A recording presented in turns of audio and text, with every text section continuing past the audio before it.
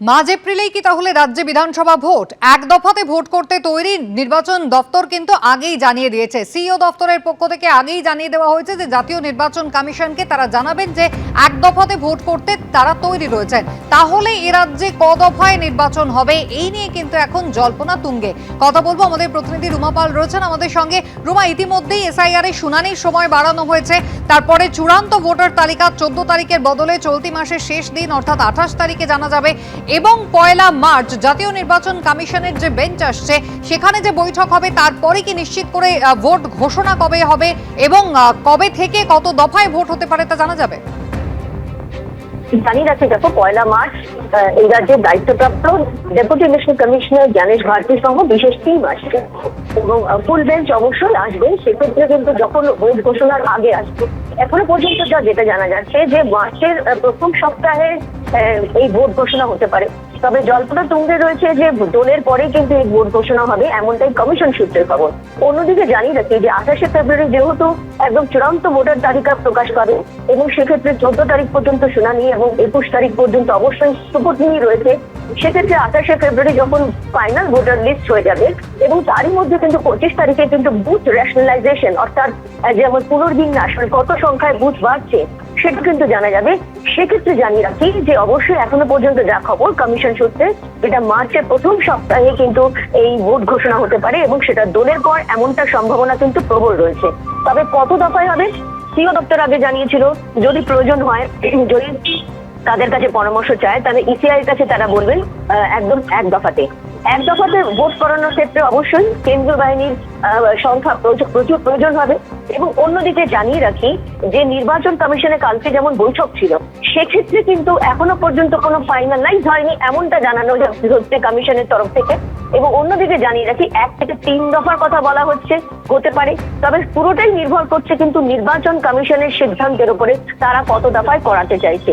এবং যেহেতু একদম এপ্রিল মাসেই ভোট, সে কারণে একেবারে কত দফায় করাবেন নির্বাচন কমিশনের তাদের সিদ্ধান্তের উপরে নির্ভর করছে। তবে জল্পনা এখনো তুঙ্গে রয়েছে যে 1 দফা নাকি 3 দফায় নাকি আরো যদি কমে 2 দফায়, এরকম জল্পনা কিন্তু এই মুহূর্তে চলছে।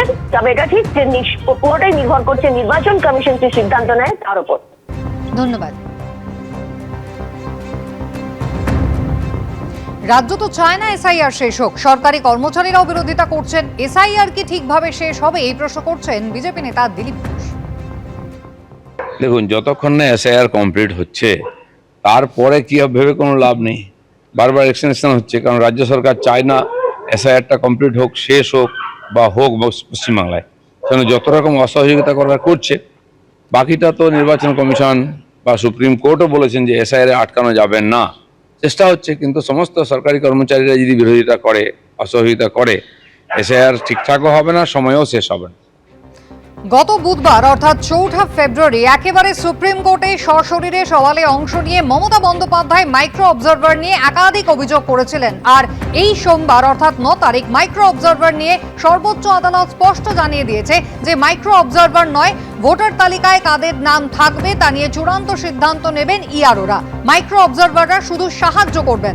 গত সপ্তাহে সুপ্রিম কোর্টে দাঁড়িয়ে মমতা বন্দ্যোপাধ্যায় অভিযোগ করেছিলেন যে শুধু 8300 মাইক্রো অবজারভার এবং বিজেপি শাসিত রাজ্য থেকে রোল অবজারভার নিয়ে এসেছে নির্বাচন কমিশন, যাতে নির্বাচন কমিশনের অফিসে বসে এআই দিয়ে মাইক্রো অবজারভাররা সমস্ত নাম ডিলিট করতে পারে।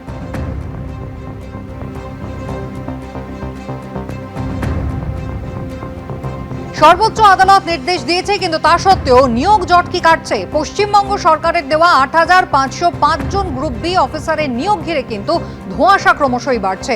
সূত্রের খবর, রাজ্য সরকারের দেওয়া 8505 জনের তালিকা আপাতত নির্বাচন কমিশন খতিয়ে দেখবে, তারপরে তাদের কাজে যোগ দেওয়ার বিষয়ে সিদ্ধান্ত নেওয়া হবে। সূত্রের খবর, গ্রুপ বি অফিসারদের তালিকা বলে পাঠানো হলেও সেখানে অন্যান্য গ্রুপের অফিসারদের নামও রয়েছে। লোয়ার ডিভিশন ক্লার্কের নাম যেমন রয়েছে, তেমন টাইপিস্ট রয়েছেন আমিন, রয়েছেন ইঞ্জিনিয়ার। নির্বাচন কমিশন সূত্রে খবর, রাজ্য সরকারের কাছে জানতে চাওয়া হবে এরা সকলেই গ্রুপ বি কর্মী কিনা। এদের মধ্যে অনেকে এইআরও হিসেবেও কাজ করছেন, তাদের কিভাবে তাহলে মাইক্রো অবজারভার হিসেবে নিয়োগ করা হবে? সূত্রের খবর, সিইও দপ্তর থেকে রাজ্যের কাছে এই 8505 জন অফিসারের বায়োডেটা চাওয়া হয়েছে। রাজ্য সরকারের কাছে উত্তর না পাওয়া পর্যন্ত এদের কাউকেই নিয়োগ করা হবে না। কমিশনের সিস্টেমে লগ ইন করবার জন্য এদের সকলের নামে ইউজার আইডি এবং পাসওয়ার্ড ক্রিয়েট করতে হবে, যা করতেই কিন্তু সময় লাগবে প্রায় সপ্তাহখানেক।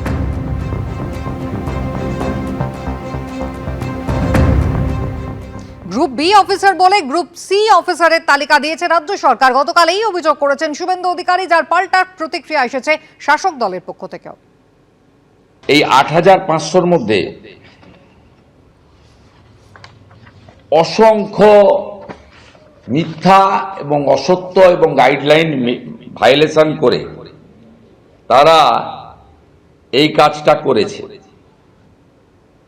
এই নদিয়া জেলার সিরিয়াল ৫৫৬ থেকে ৫৩৬, এখানে নির্মাণ সহায়ক, স্বায়ত্তশাসন বডি, স্ট্যাটুটারি বডি, জিপিতে কাজ করেন, এরকম অসংখ্য নাম এখানে দেওয়া আছে।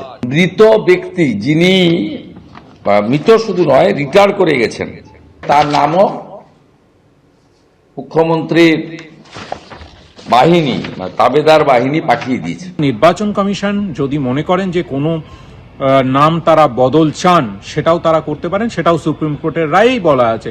সুতরাং যদি নির্বাচন কমিশন দেখেন যে কোথাও গন্ডগোল মনে হচ্ছে, তারা বলবেন, তাহলে সেই নাম বদলে দেওয়া হবে।